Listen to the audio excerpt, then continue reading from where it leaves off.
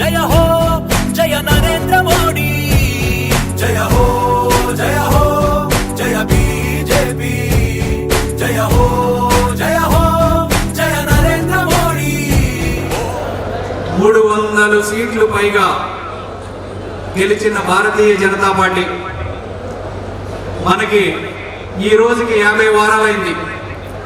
50 వారాల క్రితం 303 సీట్లు గెలిచాం. ఇంకొక 50 వారాల్లో 400 సీట్లు పైగా గెలవబోతున్నాం.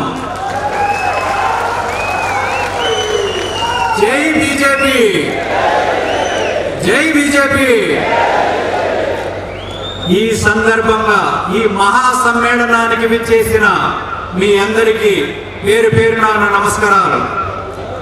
10 సంవత్సరాలు మన మోదీ గారి పరిపాలనలో భారతదేశం ఆయుధాల కోసం యాచించే పరిస్థితి నుంచి ఆయుధ వ్యాపారాన్ని శాసించే పరిస్థితికి వచ్చాం.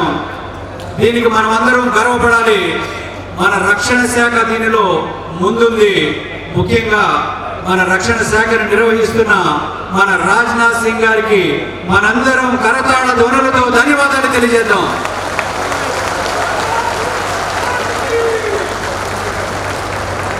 Atmanirbhar Bharat, make in India అనే నినాదాలు మనం విన్నాం. ఆ నినాదాలని విధానాలుగా మార్చి మన రక్షణ రంగంలో మనల్ని ఎంతో ముందుకు తీసుకువెళ్ళడం జరిగింది. AK-47 రైఫిల్స్ మన రక్షణ దళాలకి కొనడానికి ఇబ్బంది పడుతూ ఉండేవారు. ఆ సమయంలో AK-203, AK-203ని మన ఉత్తరప్రదేశ్లో ఇప్పుడు ఉత్పత్తి చేస్తున్నాం మనం. అది మన స్థాయి ఈ రోజు మన మోదీ గారి పరిపాలనలో. మన మోదీ గారి గొప్పతనం, అలాగే మన రాజ్నాథ్ సింగ్ గారి పనితనం ఈ విధంగా మనం తెలియజేసుకోవచ్చు.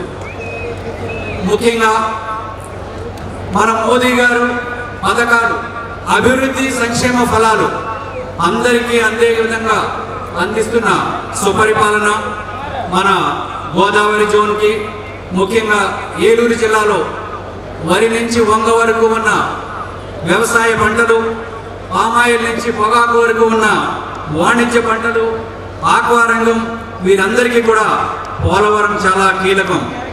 ఇంతకు ముందు చూసాం గత 10 సంవత్సరాల్లో జరిగిన అవకతవకలు. నిర్వాసితులకి న్యాయం చేయాలన్నా, ఈ జిల్లాలకి మంచి జరగాలన్నా డబుల్ ఇంజిన్ రావాల్సిందే.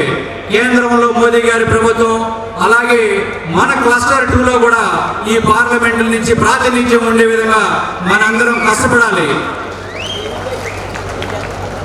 మన ఆడపడుచు పురంధేశ్వరి గారి నాయకత్వంలో, అలాగే అయోధ్యలో ప్రాణ ప్రతిష్ఠ కాబడిన బాలరామని ఆశీస్సులతో కేంద్రంలో మనం గెలవబోయే 400 సీట్లలో మన క్లస్టర్ నుంచి కూడా భాగస్వామ్యం ఉండాలని ఆశిస్తూ, ఈ విజయంలో మీరందరూ భాగస్వామ్యులు కావాలని మరొకసారి విజ్ఞప్తి చేస్తూ, జై శ్రీరామ్, జై శ్రీరామ్, జై భారత్. ధన్యవాదాలు.